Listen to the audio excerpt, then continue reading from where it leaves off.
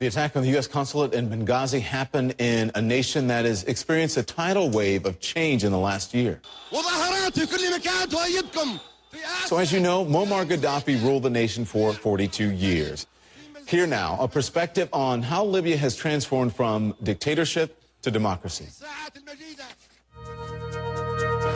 Today, Thursday, 20 of October, we are told that Gaddafi is dead. The Libyan freedom fighters have finally succeeded in drawing the curtain on Gaddafi's crimes.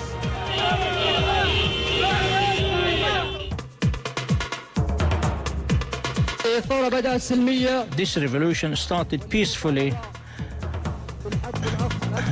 demanding the minimum of legitimate rights.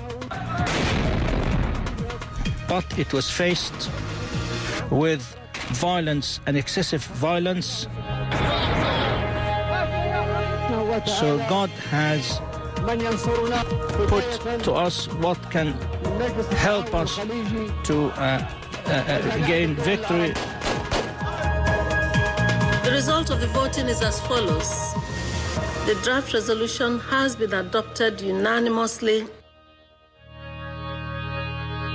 We definitely are interested in respecting the will of our people and also the national interests. We trust that the world would also appreciate.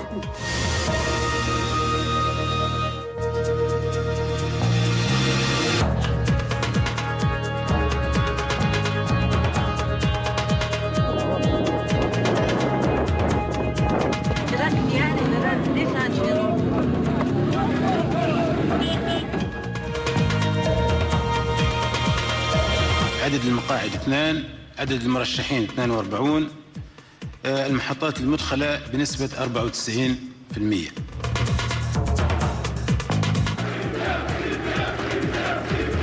الله أكبر.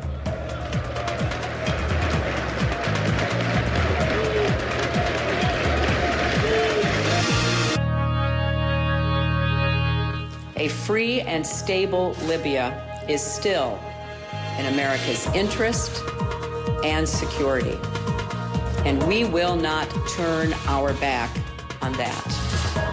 Nor will we rest until those responsible for these attacks are found and brought to justice. And while we focused on the major political events in the lives of Libyans, we should also point out that there have been dozens of violent incidents involving militants, including a minor explosion at the U.S. consulate in Benghazi in June. No one was hurt there.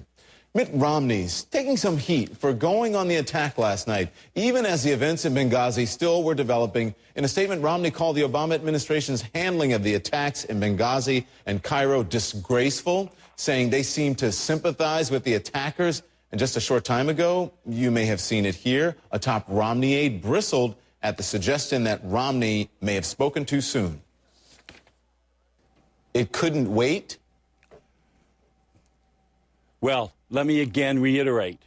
The timeline you suggest was not the same that I just went through. I'm not asking you about the timeline. It couldn't wait until all of the information was found out about. Sir, you get to ask the questions. I get to answer them. Yes, you do, but you didn't answer. I gave you plenty of time. I asked you the question the first time, and you went on and you gave me 3 points. So you were saying it could not wait, yes or no? It couldn't wait. That's a silly question. Almost anything. It's not a silly question because now we're looking at you're having to backtrack now. You're having to backtrack now and talk about a statement, and so it's not a silly question. That's why you're here, is to talk about that statement. So go ahead. I came here to talk about the failed policies in the Middle East, which is what the American people are interested. The failed policies of leading from behind. What you want to do is play a process getcha question.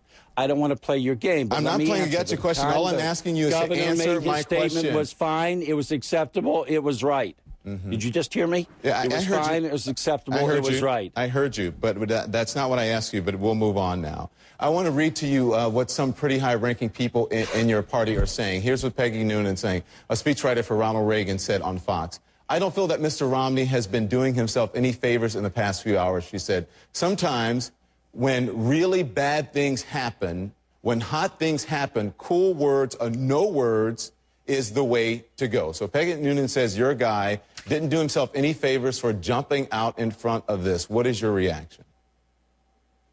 Well, as someone who served as Deputy Chief of Staff for Ronald Reagan in the White House and later as Assistant to the President for Intergovernmental Affairs in the White House, I think Ronald Reagan would have had no problem with Governor Romney speaking the truth and saying to the American people we shouldn't apologize for our values and we should stand up for what we believe, and that the American people deserve a substantive question and discussion about failed Middle East policies, the failed policies of leading from behind. That was Romney's senior foreign policy advisor, Richard Williamson, speaking with us just last hour here on CNN. Now to the apparent rift between the U.S. and Israel. Secretary of State Hillary Clinton says there is no deadline against Iran and its nuclear program. So where's the red line here when it comes to a possible military conflict? Next.